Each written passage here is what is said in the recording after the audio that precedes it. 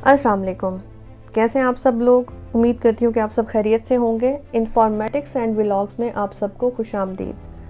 आज हम जिस टॉपिक पर बात करने जा रहे हैं वो हालिया यूएई में दुबई एयरपोर्ट पर फंसे विजिटर्स के बारे में है, जिनको वापस भेज दिया गया और कुछ अभी भी एयरपोर्ट पर महसूर हैं। यूएई में जिन 5 ममालिक के विजिट वीज़ा में नए कवायद का इंदराज किया गया, उसमें पाकिस्तान, इंडिया, बांग्लादेश, नेपाल और अफगानिस्तान शामिल हैं। 13 अक्टूबर 2020 से नामुकम्मल दस्तावेज़ात की वजह से 800 से ज़ायद पाकिस्तानियों को अब तक मुत्तहदा अरब अमारात में दाखिले से रोक लिया गया है। इन मुसाफिरों के पास विजिट वीज़ा था, ताहम वो अरब अमारात की जानिब से वज़ा किए गए कवायद व ज़वाबित पर पूरा नहीं उतरते थे। दुबई इंटरनेशनल एयरपोर्ट पर महसूर 657 अफराद को वापस इनके मालिक में भेजा जा चुका है, जबकि 166 को आइंदा 12 घंटों में इनके मालिक वापस भेज दिया जाएगा। इन तमाम मुसाफिरों को एयरपोर्ट पर दाखिल होने से रोका गया क्योंकि इनके पास दस्तावेज़ात मुकम्मल नहीं थे। मुत्तहदा अरब अमारात की जानिब से विजिट वीज़ा के लिए दरकार दस्तावेज़ात पूरी नहीं थी।